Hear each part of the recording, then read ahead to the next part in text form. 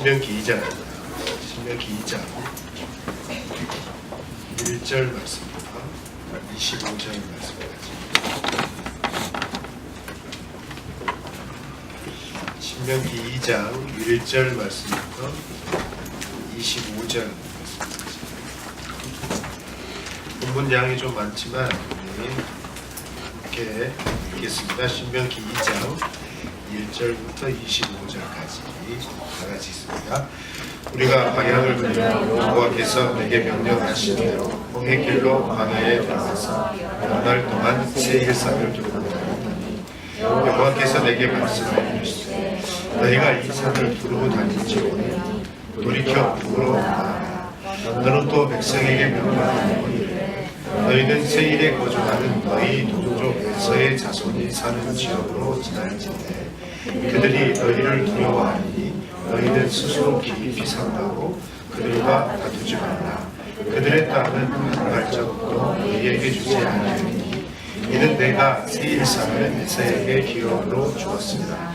너희는 돈으로 그들에게 양식을 사서 먹고 돈으로 그들에게서 물을 사서 마시라.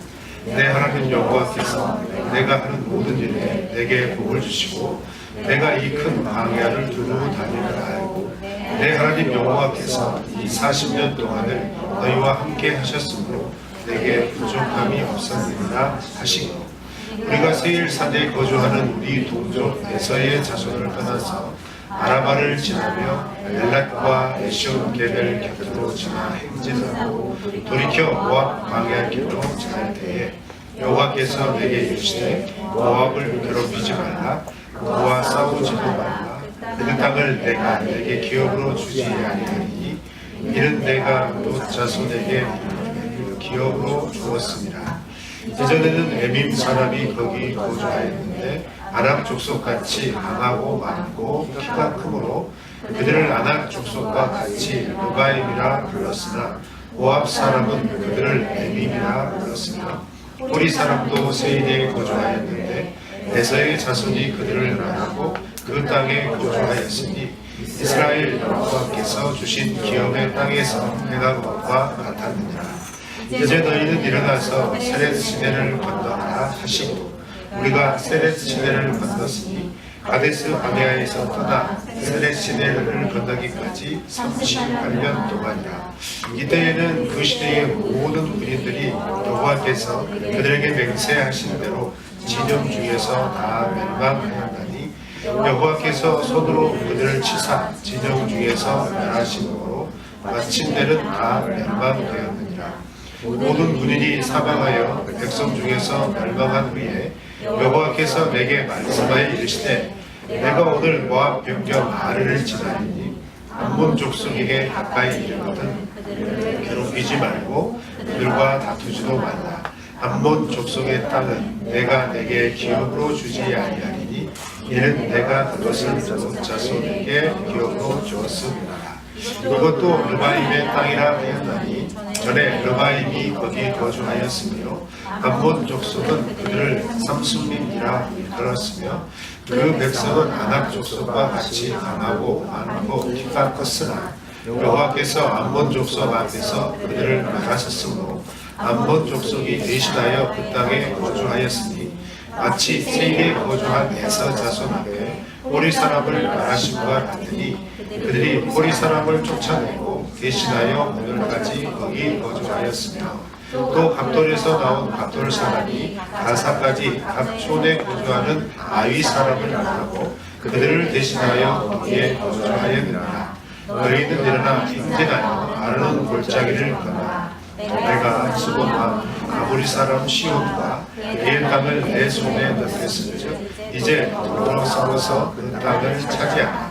오늘부터 자라먹는 것들이 너를 무서워하며 너를 두려워하게 하리니 그들이 내 명성을 듣고 떨며 너로 말미암아 근심하리라 하셨노라. 아멘.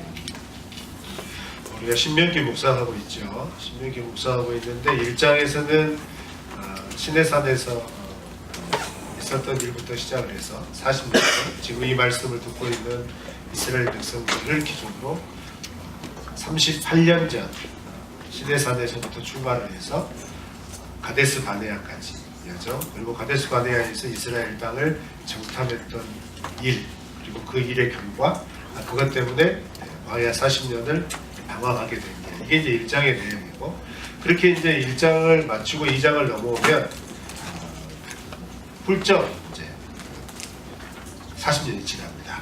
그래서 현재로 돌아와요. 과거를 회상했다가 이제 현재로 돌아오는 그런 시차가 있겠습니다. 오늘 본 말씀은 가데스 바네아에서 불신앙의 결과로 이스라엘 출애굽 1세대가 가나안 땅에 들어가지 못하죠. 그렇게 들어가지 못한 그들이 광야에서 38년을 보냅니다. 도합 40년을 보냅니다. 그렇게 보내서 급기야 이제 때가 충분히 되어서 가나안 땅에 들어갈 시기가 되었다라고 하는 이야기를 굉장히 풀어서 얘기를 한 겁니다. 그런데 이제 이렇게 풀어서 얘기하는 과정 중에 우리가 살펴볼 수 있는 굉장히 중요한 두 가지의 메시지가 있어요. 그 메시지가 뭐냐면 이 두 가지를 살펴보고 오늘 말씀을 마무리할 겁니다. 일단 우리 2장 1절에서 3절 말씀을 보면 우리가 방향을 돌려 여호와께서 내게 명령하신 대로 홍해길로 광야에 들어가서 여러 날 동안 세일산을 두루 다녔더니 여호와께서 내게 말씀하여 이르시되 너희가 이 산을 두루 다닌 지 오래니 돌이켜 북으로 나가라, 이렇게 얘기를 하죠. 이 말씀은 38년의 여정을 압축한 겁니다. 그래서 이제 가데스 바네아에서의 정탐 사건, 그리고 하나님을 반역한 그 사건 때문에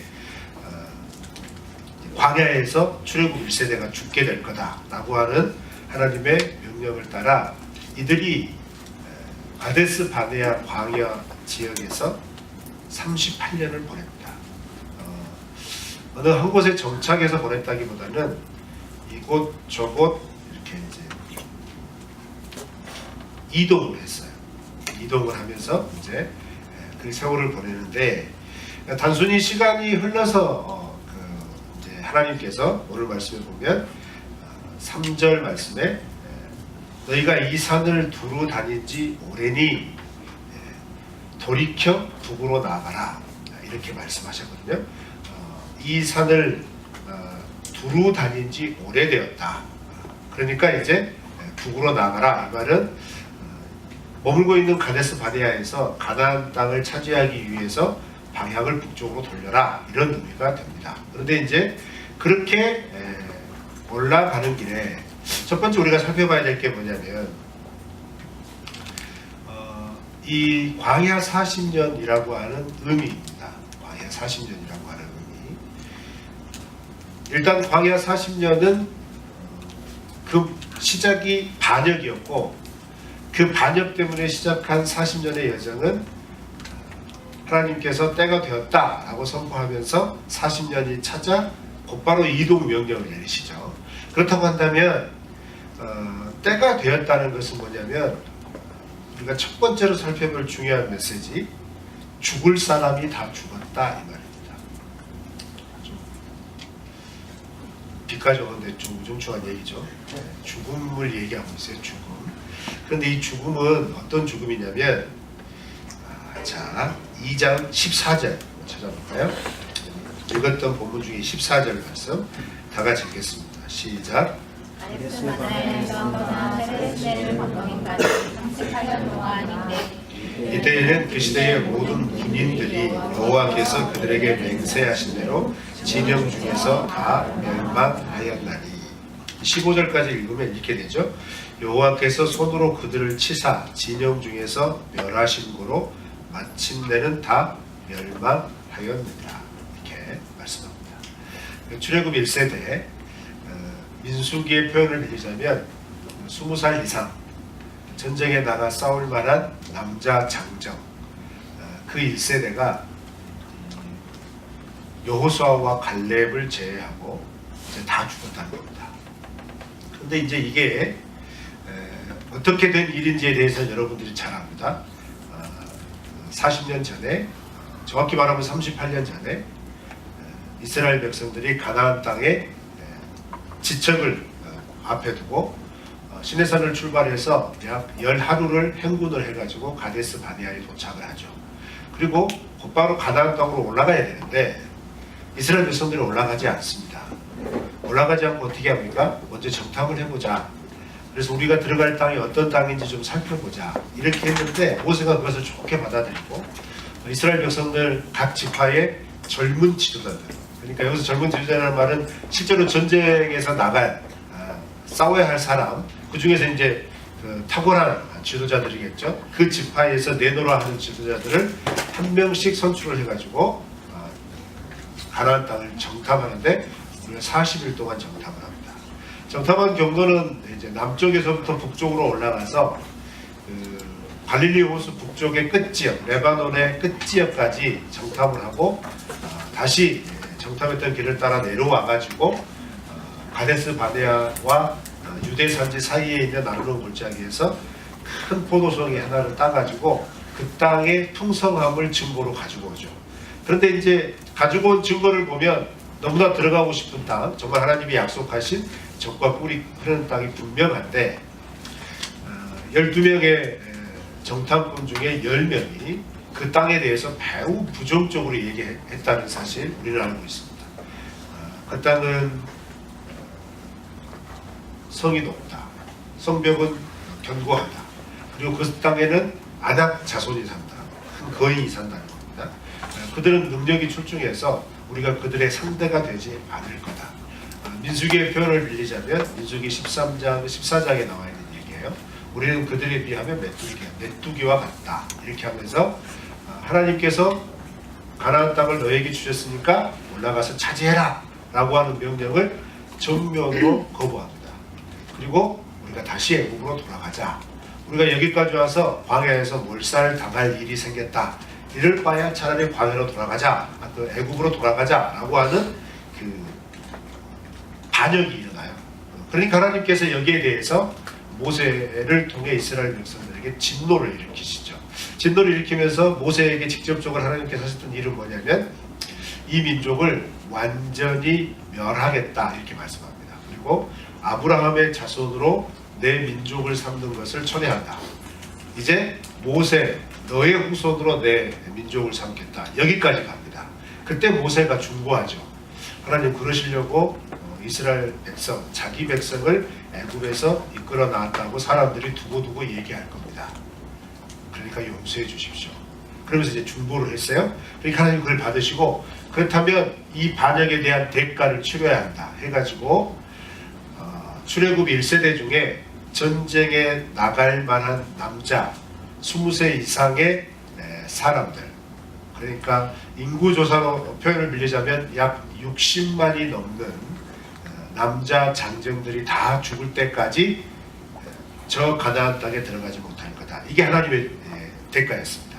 그래서 이제 실제로 하나님은 어떻게 하셨냐면 40일을 정탐한 그 정탐에 하루를 1년씩 계산을 해가지고 애굽에서 나온 그 날부터 이 40년이 차기까지 너희들은 가나안 땅에 들어가지 못한다. 이렇게 말씀을 하셨고 이 기간 동안에 하나님이 무엇을 하셨냐면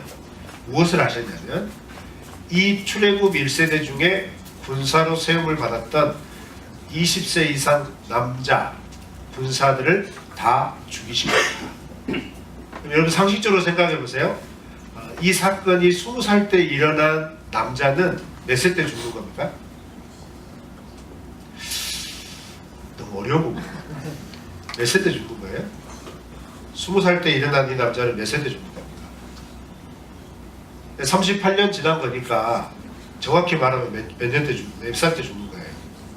그렇죠. 58세에 죽는 거예요. 58세, 59세 때 죽는 겁니다. 자, 그러면 모세가 몇 살까지 살고 죽은지 혹시 아세요? 120세입니다. 갈렙은요? 갈렙도 120년 정도 됩니다. 117년 정도 되고 여호수아는요? 여호수아도 그 정도 돼요. 자, 그러면 광야에서 죽은 1세대 중에 군인으로 세움을 받은 이 사람들은 그의 절반에도 미치지 못하는 약 절반에 따른 수명만 살다가 죽는 거예요. 그래서 오늘 본문 말씀은 하나님께서 어떻게 하셨다고 기록하셨다고요? 쳐서 멸하셨다 이렇게 얘기합니다. 되게 이제 사람들은 이렇게 생각해요. 40년 동안 1세대가 자연사했다. 자연사한 거 아닙니다. 평균 수명에도 미치지 못하는 절반 수명의 사람들이 죽어나가는 거예요. 그러면 여러분 이 40년 동안에는 어느 정도의 그 어떤 분위기, 그 이스라엘 백성들의 분위기, 그 광야에 살고 있는 그 사람들의 분위기가 어느 정도였냐면 60만이 넘는 사람들이 40년 동안 죽어나가야 돼요. 거의 매일 장례식이 이어지는 겁니다. 38년을 그렇게 보내다가 여호수아와 갈렙을 제외하고 다 죽는 순간 하나님께서 뭘 명령하셨냐면 이제 너희들의 눈을 북으로 돌려서 북으로 돌이켜 전진해라 이렇게 명령을 하신 겁니다. 여러분 이 메시지가 아무것도 아닌 것 같아도 여러분이 만약 여러분이 속한 공동체에서 매일 죽음을 경험한다면 분위기가 어떨까요? 네, 그런 분위기예요. 매일 죽음을 경험한다면 뭐 이제 저하고 상관없는 나하고 상관없는 먼 사람들 내 죽음이라면 그럴 수 있겠구나 라고 생각할 수 있겠지만 지파 안에서 집안 안에서 계속해서 죽어나가는 거예요. 삼촌들이 죽어나가는 거죠. 사촌이 죽어나가는 겁니다. 이런 죽음의 시간들을 매일매일 38년을 보낸 겁니다. 무엇 때문에? 반역한 것 때문에, 불순종한 것 때문에.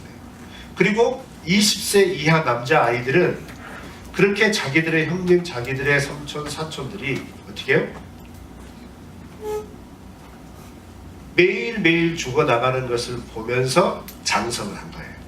그리고 중간에 태어난 아이들은 태어난 울음소리와 떠나보내는 울음소리, 이 두 울음소리 사이에 매일매일 울음소리를 들으면서 자라났단 말이에요. 자, 이런 분위기를 생각하시면 광야 40년이 저주인 거예요. 그렇죠. 저주인 겁니다. 한편으로는 저주라기보다는 또 한편으로 말하면 계속해서 이렇게 생명들이 태어나죠. 그래서 여러분 그 가나안 땅에 들어가기 직전에 하나님께서 다시 한번 인구조사를 합니다. 그런데 어떻게 하죠? 그 시내산을 출발했던 40년 전의 인구수와 가나안 땅 들어가기 직전의 인구수가 거의 대동소이합니다. 그 말은 무슨 말이죠? 60만이 교체됐다는 얘기예요. 60만이 교체됐다는 얘기입니다. 그러니까 하나님께서는 죽음이라고 하는 분명한 대가를 치러주시면서 생명이라고 하는 또한 이 죽음을 뛰어넘는 은혜들을 계속해서 부어주셨다라는 겁니다. 자, 이런 원리로 이제 우리가 이 말씀을 접근하면서는 이 말씀을 가지고 여러분하고 무엇을 나누고 싶냐면 하나님이 때가 돼서 이스라엘 백성들이 움직이시고 이스라엘 백성들이 들어갈 가나안 땅을 향하여 나아가게 하셨다라고 하는 이 단순한 이 말씀 속에 우리가 인생을 살아가면서 하나님께서 나를 내 인생 가운데 하나님의 뜻을 드러내시고 하나님의 도구로 혹은 하나님께서 내 인생 가운데 펼치시는 내 인생의 전성기, 내 인생의 전성기는 그러면 어떻게 오는 것인가? 내 인생의 때는 과연 내 인생의 때를 정하시고 그 때를 따라 인도하시는 하나님의 인도하심의 원리를 통해서 봤을 때 내가 이 땅 가운데 하나님의 영광을 충분히 드러낼 수 있는 내 인생의 영적인 전성기, 그 전성기는 언제 올 수 있을까라고 하는 힌트를 얻을 수 있다는 거예요. 첫 번째는 죽어야 온다는 겁니다. 그러면 오늘 본문 말씀에서는 어떤 죽음이죠?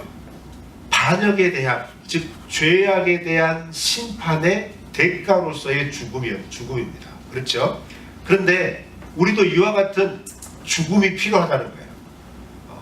육적인 죽음 말고 영적인 죽음, 내가 내 안에 있는 하나님을 향한 불신앙적인 요소가 죽어 나가야, 그리고 완전히 죽어야 그때부터 하나님께서 어떻게 하신다고요? 돌이켜 내 인생의 방향을 향하여 걸어가게 하신다. 이런 메시지가 신명기 2장에는 담겨 있는 겁니다. 여러분 안에 있는 불신앙적인 요소 무엇입니까? 무엇이에요? 그것을 살펴보려면 민수기 13장 14장에 나온 이스라엘 백성들의 반역 이야기에 담겨져 있는 의미를 찾아야 되겠죠. 그 의미는 다른 거 아니에요. 하나님께서 명령하셨음에도 자기의 판단, 자기의 주관, 자기의 계획, 자기의 시각, 이것이 더 하나님의 명령보다 합리적인 거예요. 그래서 내가 눈으로 보니까 그 사람들은 크고 강대하고 그 사람들이 지어놓은 성은 우리가 감히 돌파할 수 없어. 그러니까 우리는 그 땅 들어갈 수 없어 라고 했잖아요. 그런데 여호수아와 갈렙만 어떻게 했어요? 무슨 소리냐? 그 땅은 우리에게 하나님이 주셨다고 말씀했다. 우리의 땅이라고 하나님이 말씀했다. 우리에게 주시겠다고 약속했으니까 우리가 이 약속을 굳게 붙잡고 나아가자 라고 했거든요. 근데 10명은 그러지 않았다는 거예요. 저 땅이 우리 땅이면 정말 좋겠지만 저 땅의 사람들은 우리와 상대가 되질 않아. 감히 저 사람들과 우리는 대적할 수 없어. 이런 마음으로 하나님 앞에 자기의 고백을 했다는 거예요.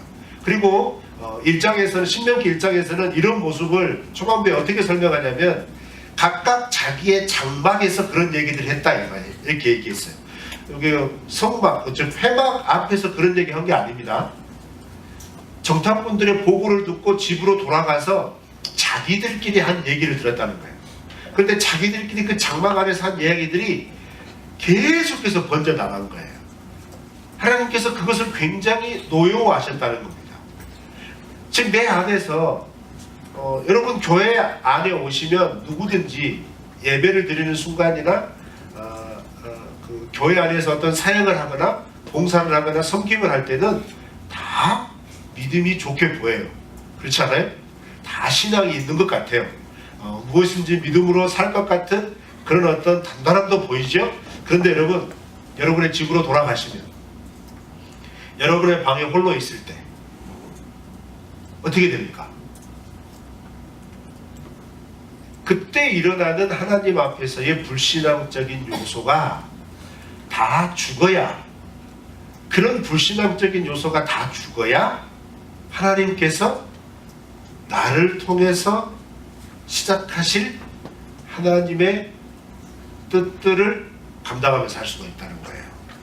즉 내가 하고 싶은 대로 하는 것이 아니라 하나님께서 하라 하는 것들을 그대로 감당하며 나아가는 그런 믿음이 우리 가운데 생길 수 있다는 거죠. 이스라엘 백성들에게는 이게 40년이라고 하는 죽음의 대가, 그 안에서 계속해서 죽어나가는 혈육들을 바라보면서 상교육의 현장으로 광야에서 경험하게 된 겁니다. 여러분, 우리가 우리 안에 있는 불신앙적인 요소가 완전히 죽지 않으면 하나님의 때는 우리 가운데 펼쳐지지 않는다는 사실을 기억하시기를 바랍니다. 이렇게 기억할 때 우리가 믿음으로 결정하기 전에 내 스스로의 믿음이 아니라 하나님께서 내 안에 먼저 믿음의 결정 이전에 내가 믿음으로 하지 못하는 것들을 먼저 깨닫게 하셔서 믿음의 결정을 할 수 있도록 우리를 어떻게 하시죠? 간섭하시는 거예요. 그렇게 믿음의 결정을 할 수 있도록 나의 믿음 없음이 보일 때 두 가지 반응이 일어나죠. 쉽게 말해서 좌절하든지 아무 상관없이 뭐 어때? 그럴 수 있는 거지 뭐. 이렇게 반응할 수 있는 거예요. 좌절하며 내 안에 있는 나의 자아들의 죽음에 함께 동참할 때 하나님께서 펼치실 때를 경험할 수 있다는 겁니다. 여러분, 그런 은혜가 있으시기를 주의 이름으로 축원합니다. 여러분 안에 있는 불신앙적인 요소 죽었는지 살펴보세요. 그 다음에 이 불신앙적인 요소가 죽어나감과 동시에 이게 죽었다는 의미는 삶 속에서 실제적으로 어떻게 나타나냐면 이스라엘 백성들이 그렇게 죽음의 어떤 시간들을 통과해서 40년을 다 마무리한 다음에 하나님께서 이가 때다, 이게 때가 됐다, 가나안 땅으로 올라가라 라고 하는 그 명령과 함께 이스라엘 백성들이 움직이면서 그들이 지난 40년 동안 하나님 앞에서 받아온 신앙의 진면목, 믿음의 진면목이 나타납니다. 그 진면목이 뭐냐면, 자 일단 4절부터 6절 말씀을 한번 읽어볼까요? 시작. 또 백성에게 명령하여 이르시되 너희는 세일에 거주하는 너희 동족에서의 자손을 사는 지역으로 가르치되 그들이 너희를 두려워하리니 너희는 스스로 깊이 삼가고 그들과 다투지 말라. 그들의 땅은 한 발자국도 너희에게 주지 아니하니 이는 내가 세일산을 에서에게 기업으로 주었으니라. 너희는 돈으로 그들에게서 양식을 사서 먹고 돈으로 그들에게서 물을 사서 마시라. 자, 4절부터 6절을 읽으시면서 이 4절부터 6절에 있는 말씀은 에돔 땅을 지날 때 어떻게 지나야 될 것인가에 대한 하나님의 지침이에요. 근데 이 에돔 땅을 지날 때의 지침은 에돔 바로 위쪽에 있는 모압 땅을 지날 때의 지침과 동일하고, 그 모압 땅을 지나서 이제 또 그 암몬 족속의 땅을 지날 때에도 역시 똑같은 지침을 합니다. 자, 그런데 4절 말씀에는 이런 지침을 하는 이스라엘 백성들에 대하여 하나님께서 어떻게 평가하셨냐면 이렇게 평가해요. 그들이 너희를 두려워할 것이다, 이렇게 말해요. 하나님이 이스라엘 백성들에게 너희들이 이제 가나안 땅 가기 위해서 이 땅을 지나게 될 텐데 그들은 너희를 두려워할 거다, 이렇게 먼저 말씀을 하세요. 그리고 나서 그 다음 자연스러운 문맥은 어떻게 돼야죠? 이런 문맥이 나오면 안 돼요. 그들이 너희를 두려워하니까 그 다음에 자연스럽게 나올 수 있는 말은 어떤 말이 될까요? 그냥 올라가서 정복해라, 이게 가장 자연스러운 문맥이 돼요. 그런데 전혀 맞지 않는 문맥이 등장합니다. 어떤 문맥이죠? 너희는 스스로 깊이 삼가라. 말이 됩니까? 야, 저들이 너희를 두려워하는데 너희는 스스로 깊이 삼가라. 조심해란 말이거든요. 그 다음에 또 어떻게 하라고 그래요? 다투지 마라. 아니, 두려워하니까 어떻게 해야 돼요? 가서 싸워야죠. 제압을 해야죠. 충분히 그들이 두려워하니까 이미 싸움은 기선이 이제 잡힌 거 아니에요. 이미 싸움이 딱 걸렸을 때 어떻게 한다는 얘기죠? 승리가 된다는 겁니다. 이건 뭐랄까, 싸움이 안 되는 싸움이라는 거예요. 그런데 싸움이 안 되는 싸움인데 하나님께서 그들 땅을 지날 때 어떻게 하라고 말씀하셨냐면 다투지 마라. 왜 다투지 마라? 이유는 한 가지예요. 그 땅은 너희 땅이 아니다, 이거예요. 싸우지 마라. 왜? 너희에게 준 땅 아니야. 그러니까 그냥 지나가라. 그리고 또 한 가지 이유는 뭐냐면 내가 이 땅은 너희의 동족 에서의 후손에게 주기로 약속했어. 그러니까 이건 너희 땅 아니거든. 너희 동족의 땅이야. 그러니까 손대지 마, 이거예요. 그러면서 그 땅을 지나는 방법에 대해서 어떻게 말씀하셨냐면 돈으로 양식을 사라, 돈으로 물을 사라, 그리고 그 땅을 지나가라, 이렇게 말씀한 거예요. 이게 뭔 중요한 메시지일까 여러분 생각하지만 이걸 곰곰이 묵상하다가 하나님께서 저에게 이런 마음을 주셨어요. 여러분, 우리가 하나님께 기도할 때 여러분 자신과 여러분의 장래를 위하여 우리는 어떻게 기도하죠? 여러분 어떻게 기도합니까? 기도 안 합니까? 곤란한데? 여러분 인생을 위해서 하나님께 어떻게 기도하세요? 다 기도 제목이 있을 거예요. 일단 다 잘 돼야 되잖아요. 하나님의 은혜를 받기를 원하고, 우리 사업하는 지체들은 사업 잘 되게 해주세요, 성공하게 해주세요, 이렇게 기도하잖아요. 그리고 우리 어르신들, 먼저 믿은 우리 믿음의 어르신들께서 이런 기도 많이 하시잖아요. 여러분 가끔가다 이제 난예배 참석하시면 여기저기에서 아마 들어보셨겠지만 우리 자녀들 머리가 될지언정 꼬리가 되지 말게 하시고 말하면서 어때요? 굉장히 탑의 위치를 하나님 앞에 항상 구하잖아요. 강력한 위치를 구하잖아요. 그쵸? 근데 오늘 본 말씀은 뭐라고 말씀하시죠? 그런 분위기는 전혀 없어요. 그들과 절대 싸우지 마라. 근데 전제는 뭐예요? 야, 너희들은 싸워도 이미 이긴 싸움이야. 왜? 걔들은 너희들을 벌써 두려워하고 있어. 이렇게 알려주시면서 그러나 너희들 싸우면 안 돼. 이렇게 말씀을 하세요. 그리고 양식이 필요하고 먹을 물이 필요하면 야, 너희들 돈 주고 가서 사 먹어. 절대 뺏지 마. 이렇게 말씀하시는 거죠. 힘이 있지만 힘으로 군림하지 말라는 거예요. 충분한 능력이 되지만 그 능력으로 허투루 쓰지 말라는 거예요. 이 말씀을 곰곰이 생각하다가 보니까 이게 무슨 말이지? 하면서 이제 계속 생각하는데 하나님께서 저에게 어떤 마음을 주셨냐면 지난 광야 40년의 삶은 어떤 삶이었냐면 처음 살펴본 게 항상 죽는 날이었다는 거죠. 그죠? 육신의 죽음도 있겠지만 우리가 왜 죽어야 되는가? 이들은 항상 생각할 수밖에 없고 주위에 있는 형제 자매들, 친지들이 죽어나갈 때마다 그들이 반드시 얘기했던 것은 무엇이냐면 우리가 하나님의 말씀에 불순종해서 이렇게 죽어나간 것이다. 이렇게 죽음을 맞이할 수밖에 없다. 여러분 생각해 보세요. 남자 장정만 60만이 넘는 그 사람들, 직접 대상자들, 출애굽 1세대가 죽어나갈 때는 이게 말처럼 쉬운 분위기는 아닐 거예요. 그런데 그 시신들을 묻으면서 그 황량한 광야 땅에 묻으면서 하나님의 말씀에 불순종해서 우리가 이것을 경험할 수밖에 없다라고 하는 매우 중요한 어떤 시청과 교육을 매일매일 하고 있는 거예요. 죽음이라고 하는 어떤 그 재료를 가지고 어떤 예를 가지고. 그런데 그들 가운데 그러면서 마음속에 박힌 게 뭐냐면 하나님의 말씀대로 하지 않으면 곧 죽음이라고 하는 강렬한 메시지가 그들의 가슴속에 새겨진 거란 말이에요. 그래서 능력으로 보자면 가나안 땅으로 들어가기 위하여 출발한 그들 앞에 충분히 그들을 제압할 수 있어요. 일단 여러분 생각해 보세요. 200만이 넘는 인구가 이동하고 있고 그 중에서 60만이 넘는 사람들이 군사래요. 이때 당시 시대에 60만의 군사를 움직일 수 있는 나라가 어느 정도일까요?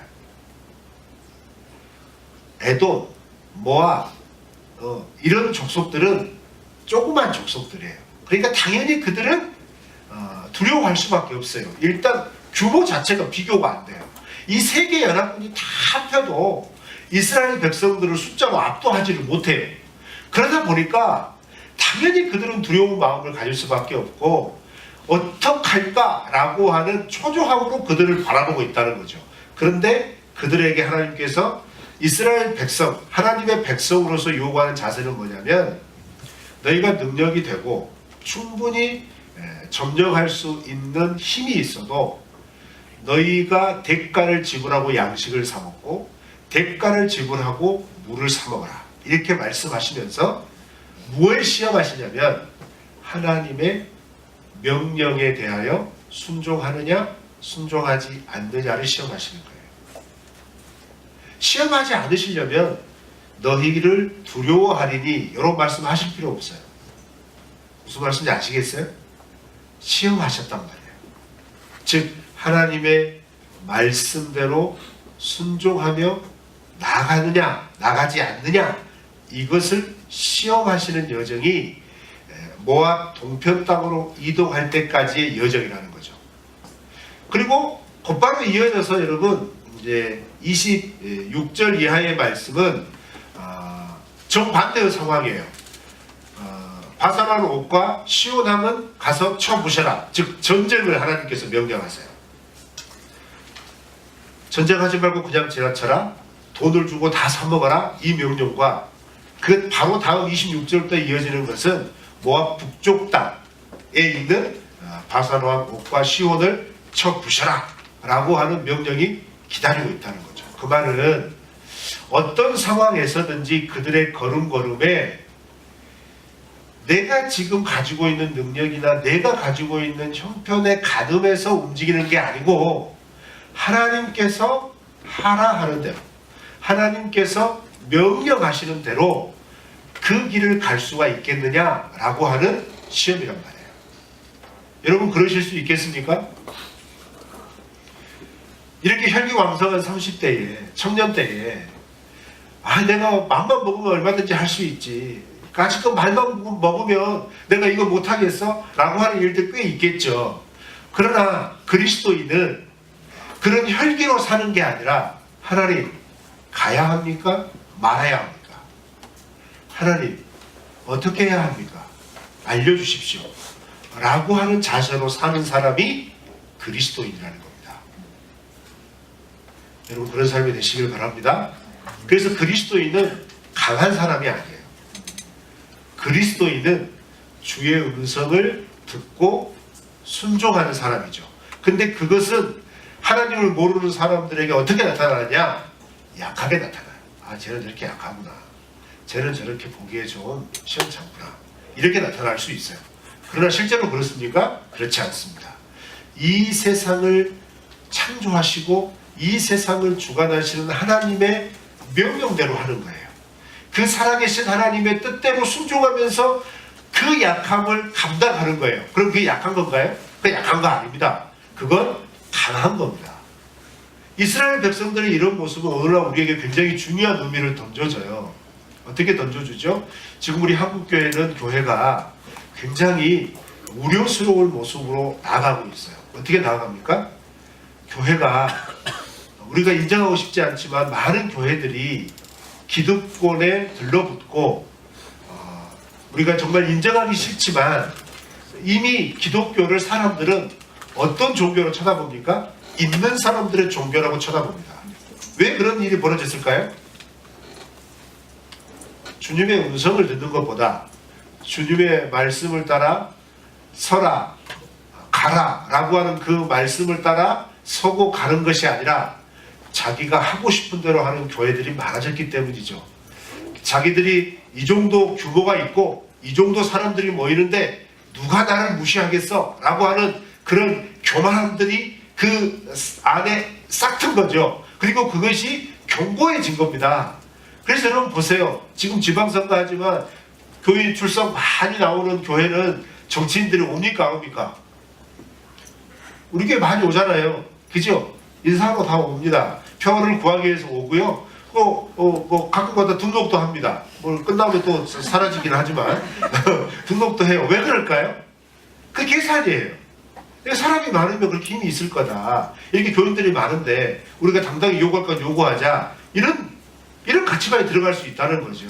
그래서 여러분 교회들이 자기들이 가지고 있는 세를 이용해서 정치적으로 뭔가를 요구한다거나 자기들이 가지고 있는 규모를 압박을 줘서 뭔가 지역사회에서 기득권을 차지하려고 한다거나 이건 하나님이 정말 싫어하시는 거라는 거예요. 그건 하나님이 하나님의 마음을 따라 우리에게 말씀도 하지 않을 뿐더러 성경을 아무리 눈시껏 쳐다봐도 하나님께서 그렇게 군림하라는 교회로 이 땅에 교회를 세우시지 않았어요. 교회는 그저 섬기고 그저 사람들에게 무시당해도 하나님의 뜻을 감당하며 순종하며 나아가는 사람들의 모임으로 남아있으라고 말씀하셨고, 그렇게 약하게 보이는 사람들이 결국은 그 사람들을 통해서 역사하시는 하나님의 놀라우신 역사로 그들로 인해 하나님의 은혜가 그 땅과 그 지역과 그들의 삶의 현장에 임해서 하나님께서 베풀어 주시는 은혜를 누리고 살게 될 것이라고 분명히 우리에게 말씀을 해주셨는데, 어느 순간 교회는 그것을 잊어버려요. 혹시 여러분 자신도 그거 잊어버리고 있지 않으세요? 그거 생각해 보라는 겁니다. 하나님이 나의 하나님 되시면 뭐든지 한꺼번에 돼야죠. 뭐든지 시원스럽게 해결돼야죠. 근데 이게 뭐예요? 하나님, 기도해도 안 되고 아무리 기다려도 응답되지 않고 그 기간에 사람들은 나를 무시하고 조롱하고 도무지 답답해서 못 살겠습니다 라고 생각할 수 있겠지만, 하나님은 하나님의 때가 차기 전에, 하나님의 뜻이 이 땅 가운데 이루어지기 전에 결코 그런 인간적인 방법으로 하나님의 이름을 드러내지 않는다는 겁니다. 우리가 그것을 하나님의 말씀으로 깨닫는다면 우리는 어떻게 해야 될까요? 하나님의 말씀과 하나님의 뜻에 따라 움직이는 삶이 되도록 훈련하시는 여러분이 되시기를 바랍니다. 하나님이 말씀을 통해서 말씀하시면 움직이시고, 하나님의 확신을 통하여 우리 가운데 격려하시면 움직이시고, 내가 아무리 인간적으로 좋은 자리라도 성령께서 내 마음을 근심하게 하면 과감하게 그것들을 포기할 줄 알고, 이렇게 믿음으로 살아가는 삶을 살아야 하나님의 은혜의 영광을 맛볼 수 있다는 거예요. 여러분, 그런 삶이 되시기를 축원합니다. 그 다음에 이제 그렇다고 한다면 우리는 어떻게 살아야 되느냐? 구체적으로 이런 하나님의 때가 되기를 기다리면서 나의 불신앙적인 요소들이 죽어나가는 그런 시간을 통과해야 하고, 내가 인간적으로 어설픈 내 힘을 의지하기보다 하나님이 말씀하시는 대로 순종하며 나아가기 위해서는 우리가 어떻게 해야 되겠느냐 했을 때, 광야 40년의 이스라엘 백성들의 삶이 굉장히 중요한 힌트가 될 수 있을 겁니다. 여러분, 우리는 광야 40년 동안 이스라엘 백성들이 어떻게 살았는지에 대해서 외적인 형태로는 어떻게 성경이 기록하고 있냐면, 야, 생각해봐라. 그 40년 동안 너희 옷의 깃이 헤어지지 않았다. 너희가 신는 신발이 헤어지지 않았다. 매일 만나를 공급해줬다. 이렇게 하나님이 말씀을 하셨어요. 즉 우리의 의식주의 문제를 해결해 주셨다는 거죠. 그것으로만 끝입니까? 광야 40년이요? 과연 그랬을까요? 그렇지 않습니다. 여러분, 이스라엘 백성들의 진편성도를 보시면 여러분들이 한번 이렇게 머릿속으로 떠올려 보세요. 동서남북 4방향으로 3개의 지파가 배치가 됩니다. 그렇죠? 그리고 이스라엘 그 진 가장 가운데 뭐가 있다고 그랬어요? 성막이 있다고 그랬죠. 성막. 이 성막은 여러 가지 이름으로 특별히 출애굽기나 민수기에서 등장을 하는데, 크게 2가지로 등장을 해요. 하나는 템플, 그야말로 성전이에요. 하나님께 제사를 드리는 신성한 장소로서의 템플, 그런 의미가 있고, 또 하나는 구체적으로 이 성막의 중요한 기능에 대해서 뭐라고 말씀을 했냐면 텐트 오브 미팅이라고 하는 단어로 표현합니다. 뭐예요? 만남의 장막이라는 거예요. 만남의 텐트라는 거죠. 누구와 만나요? 하나님과 만난다. 이스라엘 백성들은 광야 40년 동안 그 황량한 광야 그 한가운데서 그 한가운데 있는 하나님의 성막에 나아간다고 할 때 2가지 의미가 있는 거예요. 하나는 그냥 하나님께서 말씀하신 대로 그 어떤 예를 드리기 위해서, 예배를 드리기 위해서. 그러나 사실 광야 40년 동안 예배를 드리는 경우는 없었습니다. 여러분, 그거 아셔야 됩니다. 광야 40년 동안 하나님께서 가나안 땅에 들어가기 전에 절기를 지켜야 할 거, 제사를 어떻게 지켜야 할 거, 삶의 백성으로서 율법을 어떻게 지켜야 될 거, 이런 거 다 말씀하셨지만, 이 38년 광야 생활을 할 때에는 가나안 땅에 들어가지 않았기 때문에 일단 삶의 기반이 없잖아요. 하나님께서 모든 걸 책임져 주셔야 되잖아요. 그러니까 거의 대부분이 그 레위기에서 말하는 제사법이나 이런 것들이 이루어질 수가 없단 말이에요. 이루어질 수가 없어요. 그렇기 때문에 광야 40년 동안 주로 그 성막을 통하여 이루어졌던 가장 중요한 기능은 뭐냐면 하나님과의 만남의 장소였다는 거예요. 하나님과의 만남의 장소. 그들은 하나님과 만나서 무엇을 했을까요? 하나님과 만나서 무엇을 했겠어요? 그 하나님과 교제한 겁니다. 모세를 통하여 이스라엘 백성들이 이 성막 안에서, 성막 앞에서 모여서 주의 말씀을 듣고 주의 말씀을 가르치고 주의 말씀을 나누고, 이런 시간들을 통해서 광야 38년을 지낸 출애굽 2세대의 마음 가운데 깊이 뿌리 박힌 건 뭐냐면, 내가 하나님과 어떻게 살아가야 할 것인가. 그것은 다른 게 아니에요. 하나님이 말씀하시면 말씀하신 대로 순종하는 거였죠. 가라 하면 가고 서라 하면 서고, 그리고 뭐 하죠? 이렇게 하라면 이렇게 하고 저렇게 하라면 저렇게 하고. 특별히 가나안 전쟁사를 보면 모든 전쟁의 시작은 주의 명령을 듣는 것에서 출발합니다. 오직 한 군데 아이성만 주의 말씀을 듣지 않고 올라갔다가 어떻게 하죠? 대패를 당합니다. 그렇죠? 주의 음성을 듣고 그 음성을 따라 순종하며 나아가는 그런 기본적인 그 믿음의 기초가 어디서 쌓였느냐?